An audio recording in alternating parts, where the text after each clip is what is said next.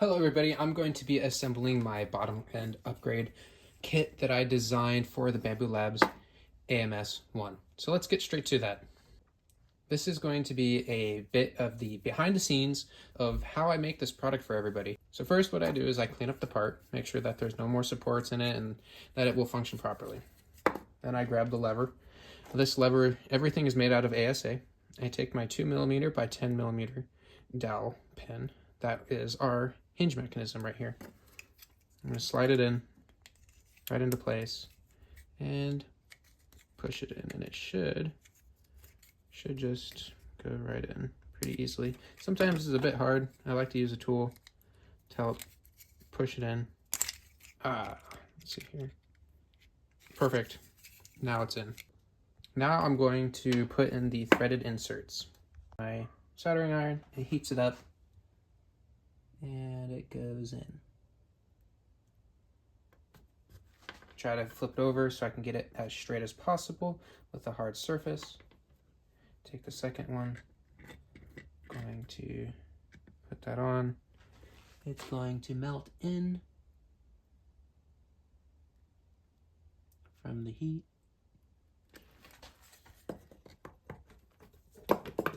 Turn off the soldering iron because I don't need it on. As well, within every kit, you have a wedge piece and a pushing piece.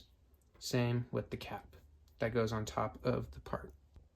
All right, let's take this thing apart. We have 4 screws, 2 on this side, 1 right here, and then 1 right here. Once you separate the 2 halves, you'll have the original OEM spring. Now, this upgrade kit is basically this spring that you get to use the original, but the smaller one allows TPU to go through the system, but you do lose the strength of this spring. So what we're doing is taking this spring, but allowing it to have little to no tension and allowing it to go to full tension, which you can use harder plastics in the machine. Excuse me, you will also need a 2mm or 2L hex screwdriver for the worm gear motor.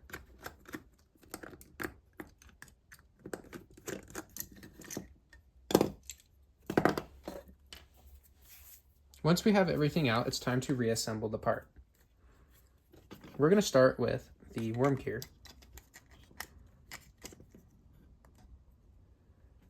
What we'll do is put in 1 screw at a time, but 1 thread.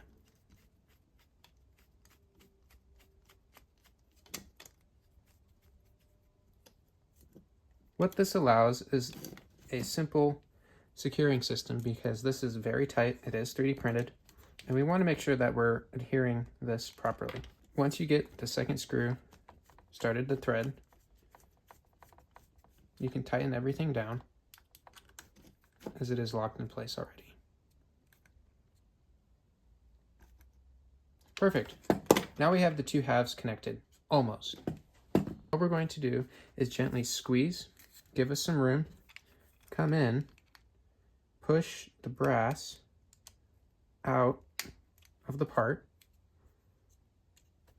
set it to the side because we need it for later, and then we're going to take it, gently squeeze. We're not squeezing a whole bunch, and we're just going to gently squeeze it out like so, and remove the brass pieces again. With the limitations of FDM printing, I've designed it so that you can put the brass fitting reversed, pushed all the way in,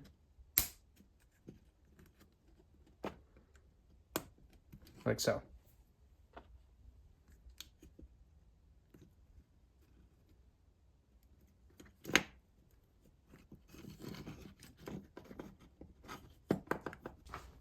Now, if the part does break, it's not a big deal. At least with these 2 hinges right here, because what you can do, take some screwdrivers and or pliers, excuse me, you can take some pliers and push it in. Now the crazy thing with this mechanism is that technically it'll lock in place and it won't go anywhere even if it breaks. But we're just going to try not to break anything. But now what we're going to do is, because everything is starting to come together, you have your lever, your bearings, your worm gear. We're almost done. Now we just have to finish the tower pushing section. So we're going to take our wedge, put some lubricant into the slot.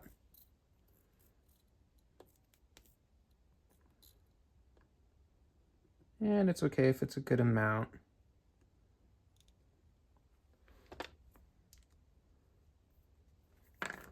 Push this in, like so.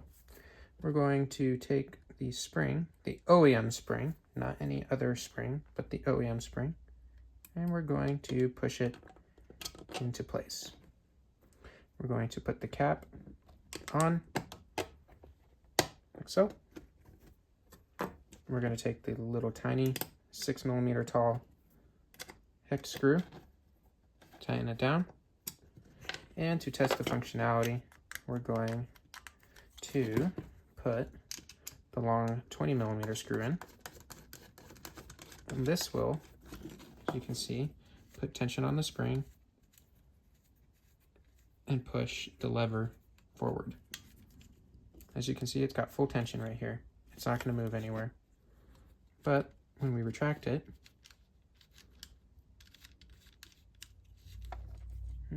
needs more grease. You will want to help guide everything with the grease so that it doesn't get stuck. Alrighty, there we go. So now, as you can see, it is moving smoothly.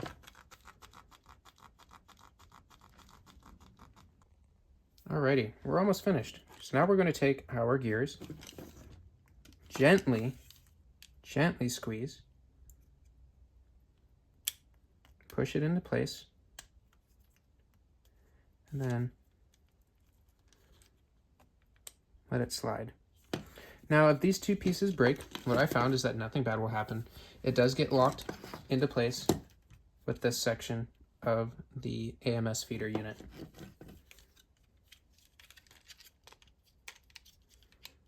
So we will push this down to the very bottom. This comes upward. It will sit like so.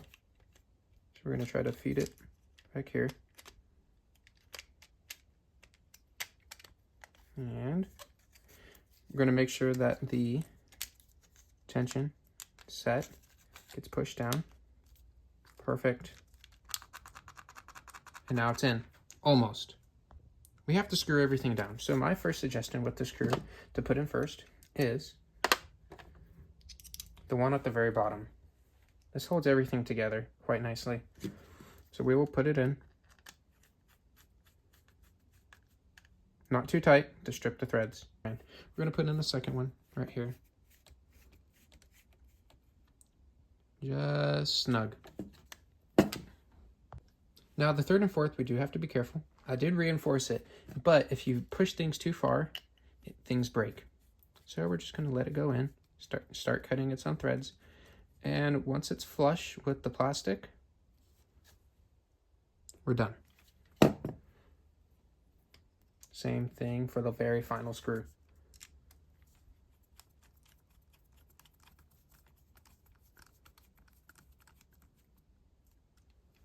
Just like that, all finished. And now, when you go to tighten this down into the actual AMS module, you will want to make sure that this gear interlocks with the rolling pin smoothly.